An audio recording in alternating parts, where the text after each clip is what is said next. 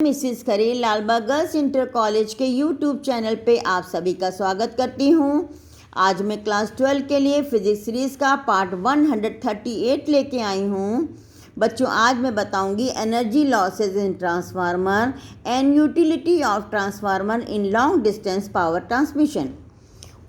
Transformer में ऊर्जा हानियाँ, है ना बच्चों, कि व्यवहार में देखा गया कि सेकेंडरी कॉइल से प्राप्त ऊर्जा प्राइमरी कॉइल को दी गई ऊर्जा से कुछ कम होती है। ठीक है, तो इससे जो है ये पता चलता है कि ट्रांसफार्मर में ऊर्जा की हानि हो रही है। अब उसके क्या क्या कारण हो सकते हैं, किस कारण हानि हो सकती है। अब देखिए, तांबे में हानि। तांबे में जब प्राथमिक तथा सेकेंडरी कॉइल में प्रत्यावर्ती धारा प्रवाहित होती है तो कुछ ऊर्जा तांबे के फेरों में ऊष्मा के रूप में व्यय हो जाती है, क्षय हो जाती है।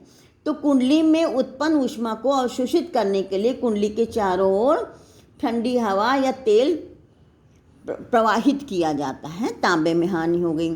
फिर आइए भंवर धाराओं में हानि। भंवर धाराएं हमने आपको बताया था, हैं। ट्रांसफार्मर की लोहे की कोर में भंवर धाराएं स्थापित होने से कुछ ऊर्जा ऊष्मा के रूप में क्षय होती है। इस हानि को ट्रांसफार्मर की कोर को लैमिनेटेड करके कम किया जा सकता है।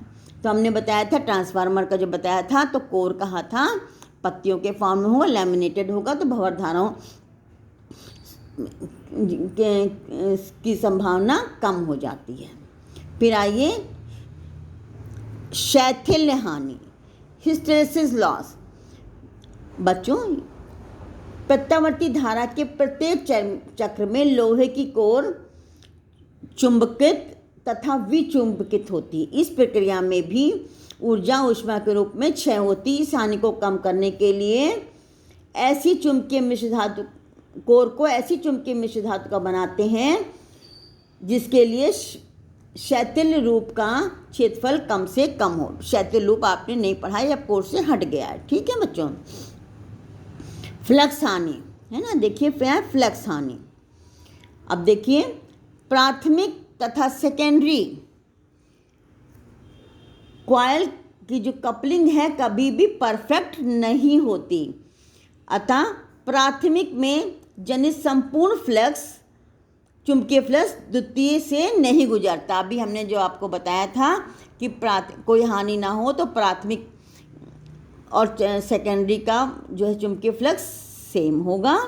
लेकिन इसके कारण क्या होता है कि Vs इंटू Is, ये क्या है, आउटपुट पावर, है ना।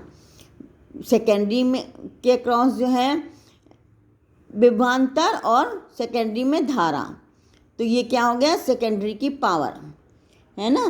तो सेकेंडरी की पावर मतलब निर्गत, आउटपुट, है ना।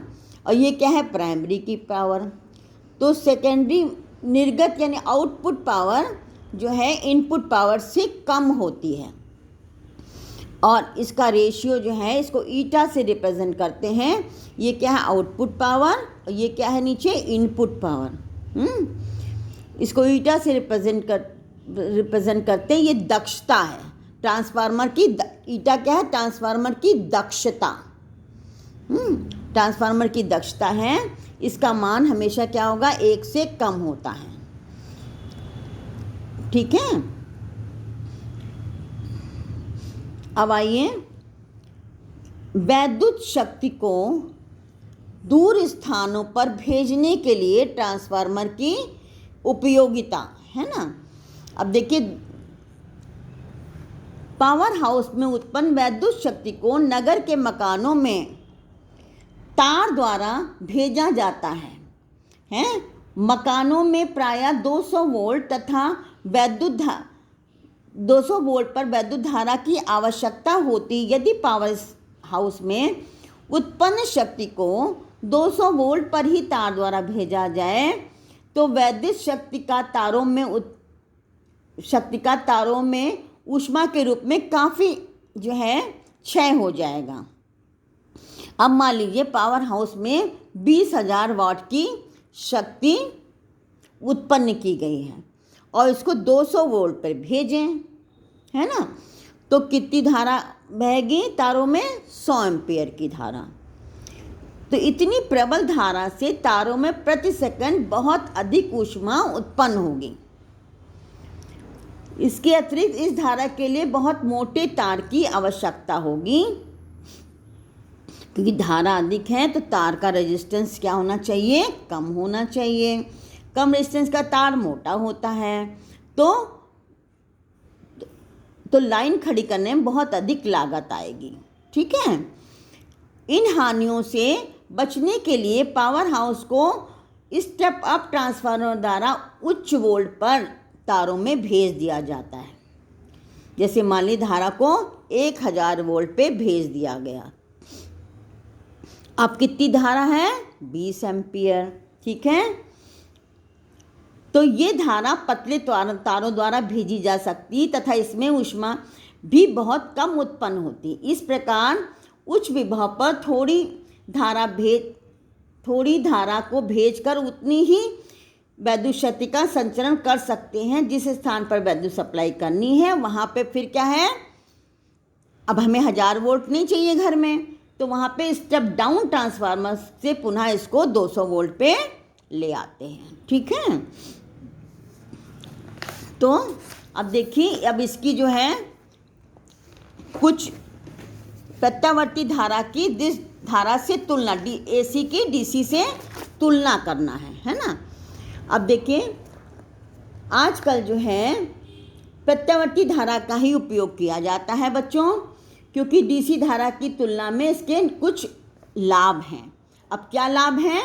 देखिए, पहला लाभ देखिए, प्रत्यावर्ती धारा को पावर हाउस में किसी भी स्थान पर ट्रांसफार्मर की सहायता से उच्च वोल्ट पर भेजकर तथा वहाँ इसे पुनः निम्न वोल्टेज पे लाया जा सकता है। इस प्रकार भेजने में लागत भी कम आती तथा ऊर्जा का ह्रास भी बहुत कम होता है।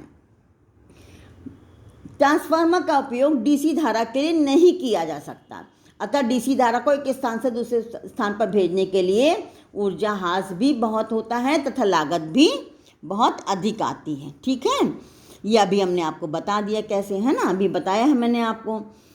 फिर प्रत्यावर्ती धारा को चोक कॉइल द्वारा बहुत कम ऊर्जा ह्रास पर नियंत्रित किया जा सकता है, जबकि DC धारा को ओमिक प्रतिरोध द्वारा नियंत्रित किया जाता है। इसमें अधिक ऊर्जा ह्रास होता है। देखिए, AC को चोक कॉइल द्वारा बहुत कम ऊर्जा ह्रास से, जैसे वहाँ पे रेजिस्टेंस से किया जाता है, ओमिक प्रतिरोध से, यहाँ पे क्या है, चोक कॉइल से कम ऊर्जा ह्रास से इसको नियंत्रित कर सकते हैं चोक कॉइल द्वारा।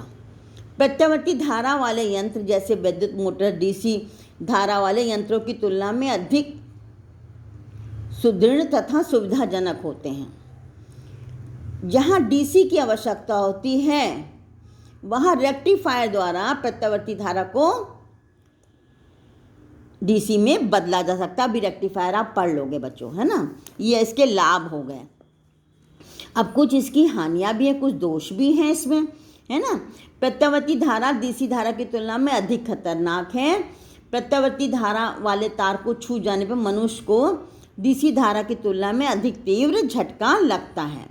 किसी तार में प्रत्यावर्ती धारा अधिकांश भाग तार की सतह पर बहता है। जहाँ मोटा तार लगाना होता है वहाँ एक मोटे तार के स्थान पर कई पतले तारों को मिलाकर मोटा तार बनाना पड़ता है।